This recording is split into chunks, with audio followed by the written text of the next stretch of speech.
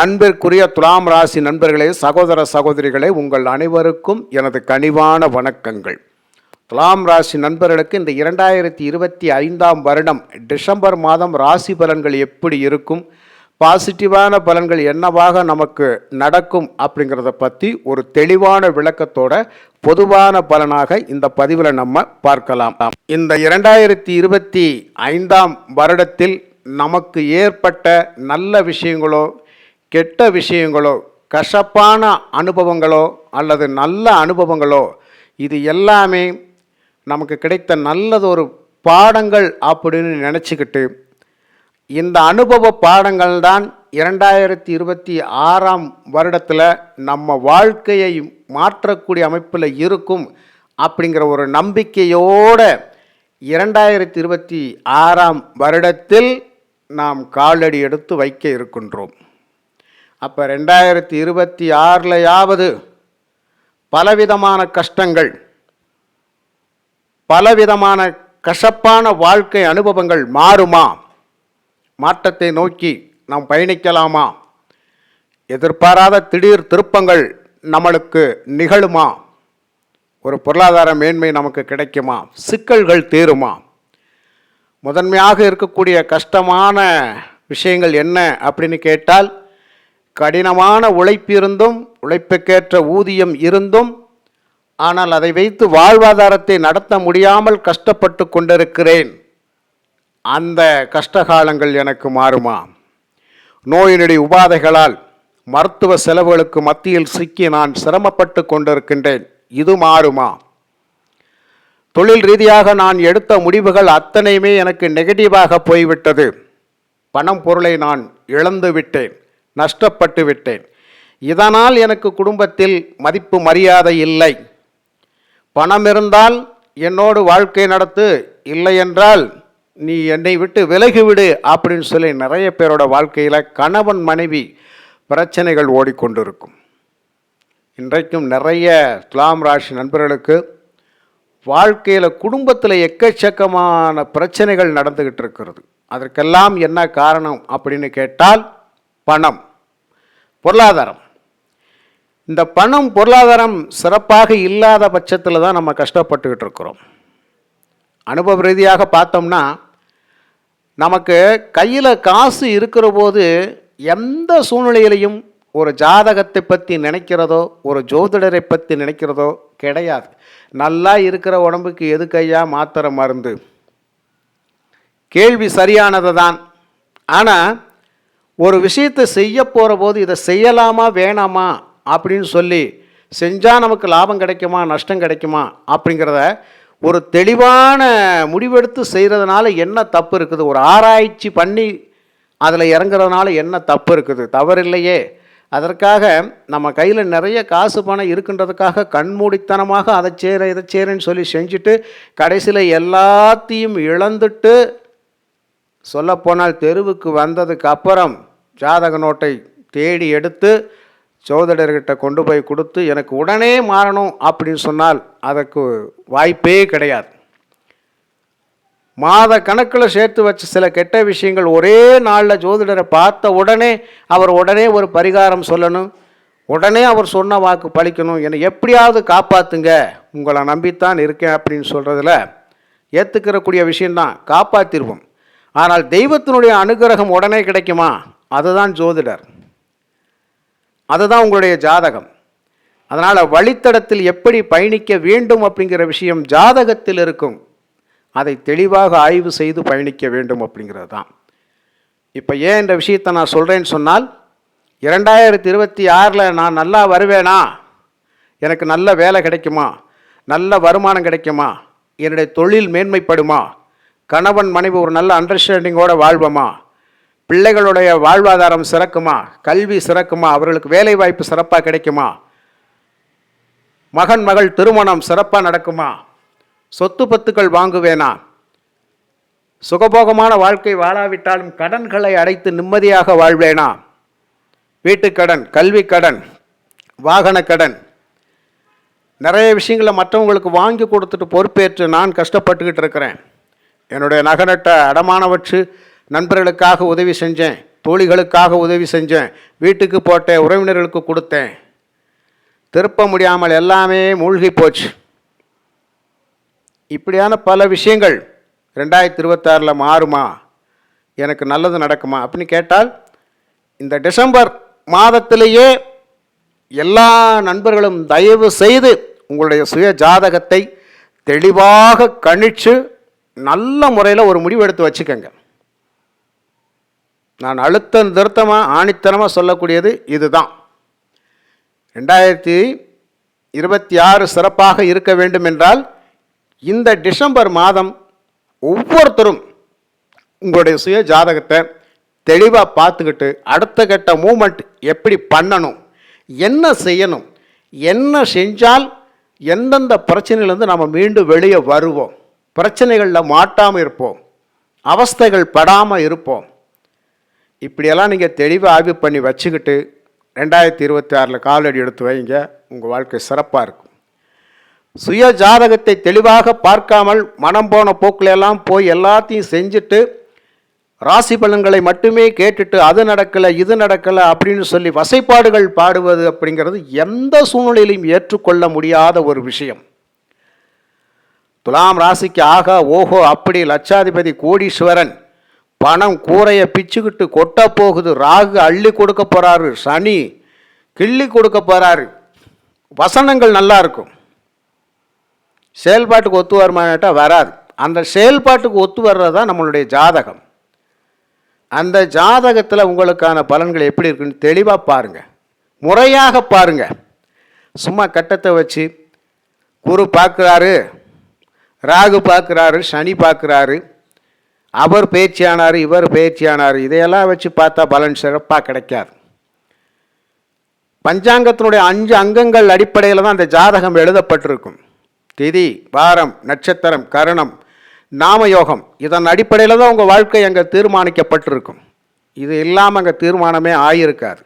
அப்போ இந்த 5 தீர்மானங்கள் என்ன அப்படிங்கிறது பார்த்துட்டு எதன் அடிப்படையில் நமக்கு பலன் நடந்துக்கிட்டு இருக்குது, நம்முடைய வாழ்க்கை கடைசி வரைக்கும் கஷ்டமாக தான் போகுமா, கல்யாணமே ஆகாமல் போயிருமா, இல்லை குடும்பத்தை விட்டு தான் பிரிஞ்சு வாழ்ந்துருமா, இல்லை கடனோடு தான் வாழ்வோமா, தொழிலே இல்லையா, வேலையே இல்லையா, அட சன்னியாசி வாழ்க்கையா, இதுக்கெல்லாம் ஜாதகம்தான் பதில் சொல்லும். 2025 நடந்த விஷயங்களெல்லாம் முன்வைத்து பார்த்து இந்த டிசம்பர் மாதத்தில் தயவு செய்து உங்கள் ஜாதகத்தை தெளிவாக பார்த்துக்கங்க நண்பர்களே. அப்போ தான் நீங்கள் 2026 சிறப்பான வாழ்க்கை பயணத்தை தொடங்க முடியும் அப்படின்னு சொல்லி நான் ஆணித்தனமாக சொல்கிறேன். கேட்குறதுக்கு கசப்பாக இருந்தாலும் ஒரு நிமிஷம் செஞ்சு பாருங்கள், நல்லது நடக்கும். இப்போ டிசம்பர் மாதம் ராசி பலனுக்கு வரலாம். டிசம்பர் மாதம் 1ஆம் தேதி கிரக அமைப்புகள் பார்த்தாக்க உங்களுடைய ராசியில் புதன் இருப்பார். ராசிக்கு 2ஆம் இடம் தனம் வாக்கு குடும்பஸ்தானத்தில் செவ்வாய் ஆட்சி பெற்று சூரியனோடு சேர்ந்து சுக்கிரனோடு சேர்ந்து இருப்பார்கள். ராசிக்கு நேர 6ஆம் இடத்தில் சனி பகவான், ராசிக்கு 5ஆம் இடத்தில் ராகு பகவான், ராசிக்கு 11ஆம் இடத்தில் கேது பகவான், 10ஆம் இடத்துல குரு வக்ரம். இந்த துலாம் ராசிக்கு ரொம்ப பெனிஃபிட்டான விஷயம் 10ல் குரு வக்ரம் பெற்று இருப்பது தான் சிறப்பு அப்படின்னு சொல்லி நம்ம சொல்லிக்கிறலாம். 3ஆம் அதிபதி 6ஆம் அதிபதி ஒரு கேந்திரத்தில் ஜீவனஸ்தானத்தில் வலிமையாக இருக்கின்ற பொழுது என்ன பலன் கொடுக்கும்? 3ஆம் இடம் அசுபஸ்தானம் இருந்தாலும் உபஜயஸ்தானம், 6ஆம் இடம் அசுபஸ்தானம், அதற்கு குருவே பொறுப்பேற்று வந்து அவரே நம்மக்கிட்ட இருக்க காசு பணத்தை அம்பட்டும் இழக்க வச்சுருந்தாருன்னா உண்மைதான். துலாம் ராசி நண்பர்களுக்கு கையில் காசு தங்களை பணம் தங்களை எல்லாமே விட்டுட்டு போயிருச்சுங்க, ஒன்றுமே கிடையாது. பல லட்சங்களை ஒரு தோழிக்காக நண்பனுக்காக கொடுத்துட்டு எதிர்பார்த்துட்டு இருக்கிறேன், வருமா வரலான்னு எனக்கு தெரியல. ஆனால் ஒவ்வொரு நாளும் அசிங்க அவமானத்தோடு தான் வாழ்க்கை. இதுக்கெல்லாம் காரணம் உங்கள் ஜாதகத்தில் குருவாக தான் இருப்பார். அதே குரு கேந்திரஸ்தானத்தில் உச்சம் பெற்று வலிமையாக ஜீவனஸ்தானத்தில் இருந்தார்னா நல்லது செய்வாரா? குரு பகவான் உச்சம் பெறக்கூடிய வீடு அந்த 10ஆம் வீடு, நன்மை தான் செய்வார். குரு இருக்கும் இடத்துக்கு நன்மை செய்ய மாட்டார், பார்க்கும் இடத்துக்கு தான் பலனை அதிகப்படுத்துவார். அப்படிங்கிற விஷயத்தில் பார்த்தாலும் கூட இந்த இடத்தை பொறுத்த மட்டும் குரு இருக்கிற இடத்துக்கு நன்மை செஞ்சு தான் ஆகணும். ஏன்னா அவருடைய உச்ச வீட்டில் அவர் வலிமையோடு இருக்கிறார், இங்கே யாரும் ஒன்றும் பண்ண முடியாது. அவர் பார்க்கக்கூடிய பார்வைகளுக்கும் இங்கே பலம் அதிகமாக இருக்கும். அதனால் முடிய போகிற போது இந்த 2025 முடிய போகிற போது உங்களை ஒரு நல்ல வழித்தடத்தில் கொண்டு வந்து விட்டுட்டு அடுத்து 2026க்குள்ளே கொண்டு போய் விட போகிறார். இதுதான் உண்மை.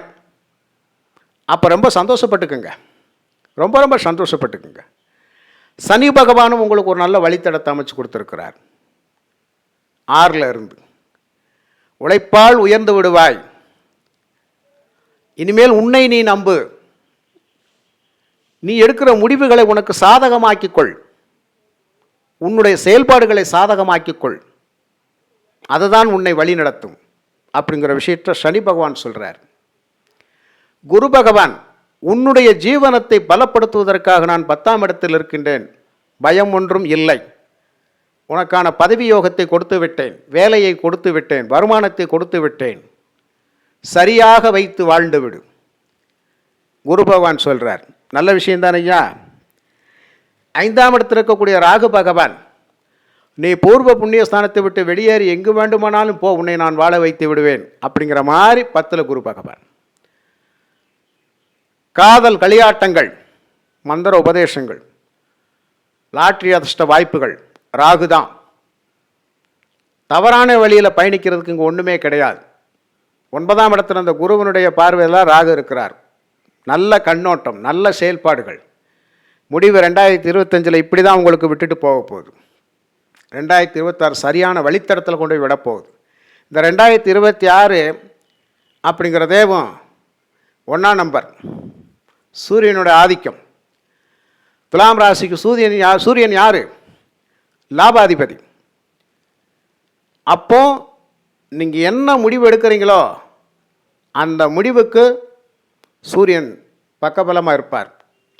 எந்த துறையில் இருந்தாலும் துலாம் ராசி நண்பர்களை வாழ வைக்கிறதுக்கு தான் இந்த சூரியன் அப்படிங்கிறது வலுவாக இருந்து அவர் நண்பருடைய வீட்டில் செவ்வாயோடு சேர்ந்து குருவனுடைய பார்வையில் மிகப்பெரிய அற்புதமான ஒரு நல்ல பொருளாதாரத்தையும் வாழ்வாதாரத்தையும் கொடுத்து உங்களை மேன்மைப்படுத்திவிட்டு உங்களோட தைரியம் தன்னம்பிக்கையை ஊக்குவிக்கக்கூடிய அமைப்பில் தோள் தட்டி கொடுத்து முயன்று முன்னேறி போய்கொண்டே இரு, உனக்கு பக்கபலமாக நான் இருக்கிறேன்னு சொல்லக்கூடிய அமைப்பில் இந்த 5ஆம் பார்வையாக குரு பகவான் சுக்கிரனையும் சூரியனையும் செவ்வாயும் பார்த்து சகல சௌபாக்கியங்களும் கொடுப்பதற்காக இருக்கின்றார்கள்.